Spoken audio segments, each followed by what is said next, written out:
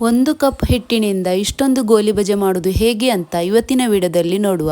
Hi friends, welcome to Kannada food diary. ಬನ್ನಿ friends, simple ಆದ ಗೋಲಿ ಬಜೆ ರೆಸಿಪಿಯನ್ನು ಹೇಗೆ ಮಾಡುವುದು ಅಂತ ನೋಡುವ. ಇದಕ್ಕೆ ನಾನು 1 ಕಪ್ ಮೈದಾ ತೆಗೆದುಕೊಂಡಿದ್ದೇನೆ, 1 ಕಪ್ ಮೊಸರು ತೆಗೆದುಕೊಂಡಿದ್ದೇನೆ, ಇನ್ನು 1 ಟೇಬಲ್ ಸ್ಪೂನ್ ಅಷ್ಟು ಸಕ್ಕರೆ, ರುಚಿಗೆ ತಕ್ಕಷ್ಟು ಉಪ್ಪು, ಅರ್ಧ ಚಮಚದಷ್ಟು ಸೋಡದ ಹುಡಿ, 1 ಟೇಬಲ್ ಸ್ಪೂನ್ ನಷ್ಟು ಕೊತ್ತಂಬರಿ ಸೊಪ್ಪು, 2 ಹಸಿರು ಮೆಣಸಿನಕಾಯಿ, 1 ಚಮಚದಷ್ಟು ಕರಿಬೇವಿನ ಸೊಪ್ಪು, 1/4 ಚಮಚದಷ್ಟು ಸಣ್ಣಗೆ ಕಟ್ ಮಾಡಿದ ಶುಂಠಿ, ಇನ್ನು ಅರ್ಧ ಚಮಚದಷ್ಟು ಜೀರಿಗೆಯನ್ನು ತೆಗೆದುಕೊಂಡಿದ್ದೇನೆ. ಇನ್ನು ನಾವು ಒಂದು ಬೌಲ್ಗೆ ಮೊದಲು 1 ಕಪ್ ಮೈದಾ ಮತ್ತು 1 ಕಪ್ ಮೊಸರನ್ನು ಹಾಕೊಳ್ಳುವ. ಇನ್ನು ಮೊಸರನ್ನು ಹಾಕೊಂಡು ಇದನ್ನು ಚೆನ್ನಾಗಿ ಮೈದಾದೊಂದಿಗೆ ಮಿಕ್ಸ್ ಮಾಡಿಕೊಳ್ಳುವ. ಉಳಿದ ಇಂಗ್ರೀಡಿಯೆಂಟ್ಸ್ಗಳನ್ನು ಸೇರಿಸಿಕೊಳ್ಳುವ ಮೊದಲು ನಾವು ಮೈದಾ ಮತ್ತು ಮೊಸರನ್ನು ಇಲ್ಲಿ ಚೆನ್ನಾಗಿ ಕಲಿಸ್ಕೊಳ್ಬೇಕು. ಗೋಲಿ ಬಜೆ ಮಾಡುವಾಗ ನಾವು ನೀರನ್ನು ಸೇರಿಸ್ಕೋಬಾರ್ದು. ಇನ್ನು ಇದನ್ನು ಚೆನ್ನಾಗಿ ಕಲಿಸ್ಕೊಂಡಾದ್ಮೇಲೆ ನಾವು ಉಳಿದ ಇಂಗ್ರೀಡಿಯೆಂಟ್ಸ್ಗಳನ್ನೆಲ್ಲ ಸೇರಿಸ್ಕೊಳ್ಳುವ. ಇಲ್ಲಿ ಮೊದಲಿಗೆ ನಾನು ಸಕ್ಕರೆ, ಉಪ್ಪು ಮತ್ತು ಸೋಡದ ಹುಡಿಯನ್ನು ಇದಕ್ಕೆ ಸೇರಿಸ್ಕೊಂಡು ಚೆನ್ನಾಗಿ ಮಿಕ್ಸ್ ಮಾಡ್ಕೊಂಡು ತೆಗಿತೇನೆ. ಇದನ್ನು ನಾವು ಚೆನ್ನಾಗಿ ಬೀಟ್ ಮಾಡ್ಕೋಬೇಕು. ಆಗ ಗೋಲಿ ಬಜೆ ತುಂಬ ಚೆನ್ನಾಗಿ ಬರುತ್ತೆ, ಸಾಫ್ಟ್ ಆಗಿರುತ್ತೆ.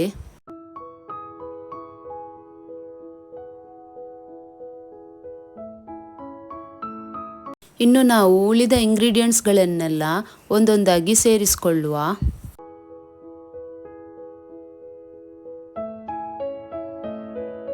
ಇನ್ನು ಉಳಿದ ಎಲ್ಲ ಇಂಗ್ರೀಡಿಯೆಂಟ್ಸ್ಗಳನ್ನು ಸೇರಿಸ್ಕೊಂಡಾದ್ಮೇಲೆ ಇದನ್ನು ನಾವು ಪುನಃ ಸ್ವಲ್ಪ ಬೀಟ್ ಮಾಡಿಕೊಳ್ಳುವ.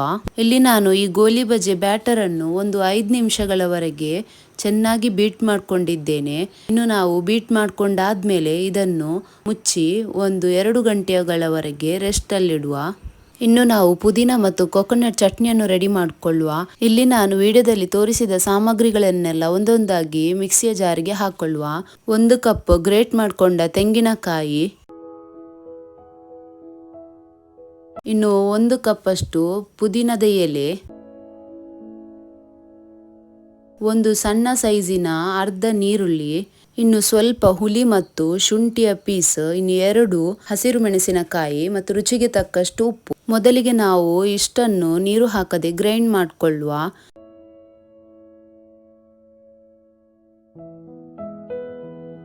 ಇಲ್ಲಿ ನಾನು ನೀರಿನ ಬದಲಿಗೆ ತೆಂಗಿನಕಾಯಿಯ ನೀರನ್ನು ಹಾಕೊಳ್ತಿದ್ದೇನೆ.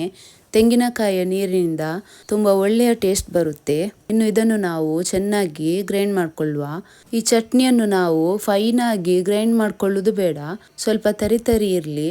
ಇನ್ನು ಇದನ್ನು ನಾವು ಒಂದು ಬೌಲಿಗೆ ಟ್ರಾನ್ಸ್ಫರ್ ಮಾಡುವ. ಈ ಪುದೀನ ಮತ್ತು ಕೊಕೊನಟ್ ಚಟ್ನಿ ಗೋಲಿ ಬಜೆಯೊಂದಿಗೆ ಒಂದು ಒಳ್ಳೆಯ ಕಾಂಬಿನೇಷನ್ ಆಗಿದೆ. ಇದು ತುಂಬ ಚೆನ್ನಾಗಿರುತ್ತೆ. ಇನ್ನು ನಾವು ಬ್ಯಾಟರನ್ನು ಕಲಿಸ್ಕೊಂಡು ರೆಸ್ಟಲ್ಲಿಟ್ಟು 2 ಗಂಟೆ ಆಗಿದೆ. ಇನ್ನು ಇದನ್ನು ಸ್ವಲ್ಪ ಮಿಕ್ಸ್ ಮಾಡಿಕೊಳ್ಳುವ. ಹಾಗೆ ನಾನು ಗ್ಯಾಸಲ್ಲಿ ಎಣ್ಣೆ ಬಿಸಿಯಾಗಲಿಕ್ಕೆ ಇಟ್ಟಿದ್ದೇನೆ. ಇನ್ನು ನಾವು ಹಿಟ್ಟನ್ನು ಎಣ್ಣೆಯಲ್ಲಿ ಬಿಡುವುದಕ್ಕಿಂತ ಮುಂಚೆ ನೀರಿನಲ್ಲಿ ಕೈಯನ್ನು ಡಿಪ್ ಮಾಡಿಕೊಂಡು ನಾವು ಬ್ಯಾಟರನ್ನು ತೆಕೊಳ್ಳುವ. ಇನ್ನು ನಾವು ಹಿಟ್ಟನ್ನು ಈ ಥರ ಎಣ್ಣೆಯಲ್ಲಿ ಬಿಡುವ. ಹಿಟ್ಟನ್ನು ನಾವು ಹತ್ತಿರದಲ್ಲಿ ಬಿಡುವುದು ಬೇಡ, ಸ್ವಲ್ಪ ದೂರದಲ್ಲಿ ಹಾಕೊಳ್ಳುವ, ಇಲ್ಲದಿದ್ದರೆ ಅದು ಒಂದಕ್ಕೊಂದು ಅಂಟ್ಕೊಳ್ಬಹುದು. ಈ ಥರ ನಾವು ಎಲ್ಲ ಗೋಲಿ ಬಜೆ ಹಿಟ್ಟನ್ನು ಎಣ್ಣೆಯಲ್ಲಿ ಬಿಡುವ. ಇನ್ನು ಗೋಲಿ ಬಜೆಯನ್ನು ಫ್ರೈ ಮಾಡಿಕೊಳ್ಳುವಾಗ ಗ್ಯಾಸ್ ಫ್ಲೇಮನ್ನು ಮೀಡಿಯಂ ಇಟ್ಕೊಳ್ಳುವ.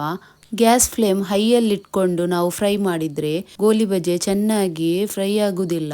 ನಾವು ಹೈ ಫ್ಲೇಮಲ್ಲಿ ಇಟ್ಕೊಂಡು ಗೋಲಿ ಬಜೆಯನ್ನು ಫ್ರೈ ಮಾಡಿದರೆ ಹೊರಗಿನಿಂದ ಅದು ಒಂದೇ ಸಲಕ್ಕೆ ಕರಿದು ಹೋಗುವ ಚಾನ್ಸಸ್ ಇರುತ್ತೆ.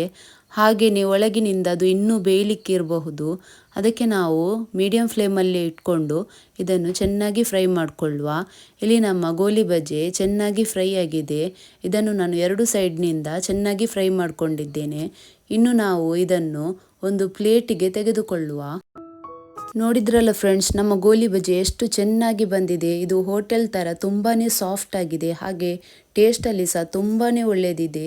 ನೀವು ಗೋಲಿ ಬಜೆಯನ್ನು ಈ ಥರ ಟ್ರೈ ಮಾಡಿದರೆ ನಿಮ್ಮ ಗೋಲಿ ಬಜೆ ಸಹ ತುಂಬಾ ಚೆನ್ನಾಗಿ ಬರುತ್ತೆ, ಸಾಫ್ಟಾಗಿ ಬರುತ್ತೆ. ಇನ್ನು ನಾವು ಇದನ್ನೆಲ್ಲ ಒಂದು ಪ್ಲೇಟಿಗೆ ಟ್ರಾನ್ಸ್ಫರ್ ಮಾಡಿಕೊಂಡು ಇದೇ ಥರ ಉಳಿದ ಗೋಲಿ ಬಜೆಯನ್ನು ಸಹ ನಾವು ರೆಡಿ ಮಾಡಿಕೊಳ್ಳುವ.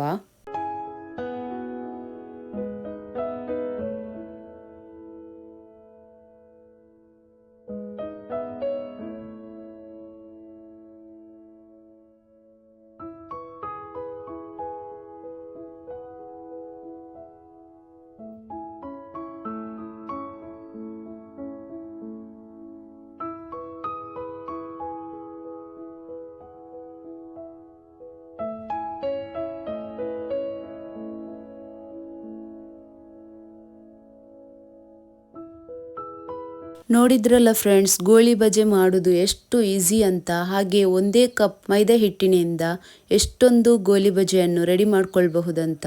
ಫ್ರೆಂಡ್ಸ್, ನಿಮಗೆ ಈ ರೆಸಿಪಿ ಇಷ್ಟ ಆದರೆ ಪ್ಲೀಸ್ ನಮ್ಮ ಚಾನಲನ್ನು ಲೈಕ್ ಮಾಡಿ, ಶೇರ್ ಮಾಡಿ, ಕಮೆಂಟ್ ಮಾಡಿ. ಹಾಗೆ ನಮ್ಮ ಚಾನಲನ್ನು ಇನ್ನೂ ಸಬ್ಸ್ಕ್ರೈಬ್ ಮಾಡಿಲ್ಲ ಅಂದರೆ ಪ್ಲೀಸ್ ನಮ್ಮ ಚಾನಲನ್ನು ಸಬ್ಸ್ಕ್ರೈಬ್ ಮಾಡಿ. ಹಾಗೆ ಬೆಲ್ ಐಕಾನ್ ಅನ್ನು ಪ್ರೆಸ್ ಮಾಡಿ.